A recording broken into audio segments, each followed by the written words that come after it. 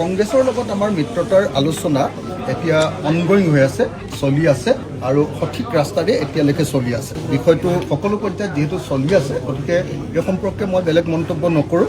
যদি এই সম্পৰ্কত এটা সঠিক সিদ্ধান্ত হয়, তাৰ পাছত মই আপোনালোকক ক'ম, আৰু এই সম্পৰ্কত যদি সঠিক সিদ্ধান্ত নহয় তেতিয়াহ'লে মই আপোনালোকক ক'ম। গতিকে এই মুহূৰ্তত একদম স্পষ্ট কথা যে আলোচনা কংগ্ৰেছ দলৰ লগত চলি আছে। কেইবাটাও আলোচনাৰ ডেভেলপমেণ্ট হৈছে আপোনালোকে জানেই। এতিয়ালৈকে অনবৰতে মোৰ লগত ফোনত যোগাযোগ হৈ আছে।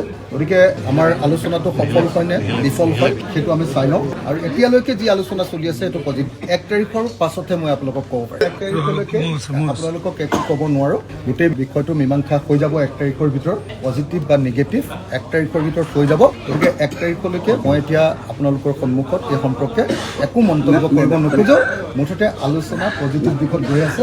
আবেদনটো কৰিছে 66টা সমষ্টিৰ পৰা 165 কেণ্ডিডেট, 66ৰ পৰা কৰিছে 165 কেণ্ডিডেট, মানে আবেদন কৰিছে। বাকী একো নাজানো মানে নহয়। আলোচনাত যিখিনি বিচাৰিবলগীয়া আছিলে সদায় মই কৈ আছোঁ, সেইখিনি ইতিমধ্যে জমা দি দিয়া হ'ল। এতিয়া গৈ একেবাৰে দলিলৈকে পাই গৈছে। চব দলৰ ভিতৰতে অলপ চলপটো সংঘাত লাগিবই ন, লাগিবই। গতিকে এই সম্পৰ্কে আৰু কোনো কথা ক'বলগীয়া নাই। 1 তাৰিখৰ পাছত 1 তাৰিখলৈকে মই মুখখন নেমেলোঁ। আপোনালোকে যিমান কৈ